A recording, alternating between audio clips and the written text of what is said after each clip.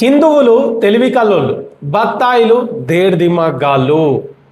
హిందువులకి సొంత మెదడు ఉంటుంది, బత్తాయిలకు మెదడు మోకాళ్ళలో కాదు అరికాళ్ళలో కూడా ఉండదు. హిందువులు ప్రతిరోజు తమ దేవుణ్ణి మాత్రమే తలుచుకుంటారు.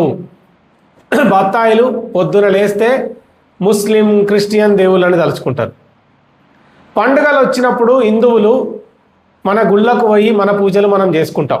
కానీ బత్తాయిలు వేరే మతాల దేవుళ్ళ దగ్గరికి, వేరే మతాల ప్రార్థనాలయాల దగ్గరికి పోయి రాళ్ళు ఇసిరి కొడుతూ ఉంటారు. హిందువులకి అబద్ధమేదో నిజమేదో తెలుసుకోగలిగేంత విశ్లేషణ శక్తి ఉంటుంది. వాళ్ళు చాలా ఈజీగా గుర్తుపట్టగలుగుతారు, ఎందుకంటే వాళ్ళకి సొంత మెదడు ఉంటుంది కాబట్టి. బత్తాయి వాళ్ళకు అబద్ధానికి నిజానికి తేడా తెలియదు, ఎందుకంటే వాళ్ళకి మెదడే ఉండదు, విశ్లేషించుకోవడానికి వాళ్ళకి తెలివే ఉండదు. కాబట్టి అబద్ధాన్నే నిజమని నమ్ముతూ ఉంటారు. కానీ హిందువులు అట్లా కాదు. హిందువులు చాలా తెలివి కల్లోళ్ళు. ఏది అబద్ధమో ఏది నిజమో వాళ్ళు ఈజీగా గుర్తుపడతారు.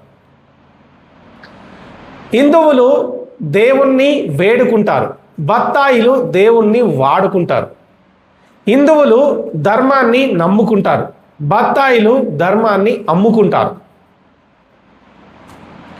హిందూ ధర్మాన్ని దేవుడే రక్షిస్తాడు, హిందూ ధర్మాన్ని రక్షించడానికి ఏ గొట్టంగాడు అవసరం లేదు అని హిందువులు నమ్ముతారు.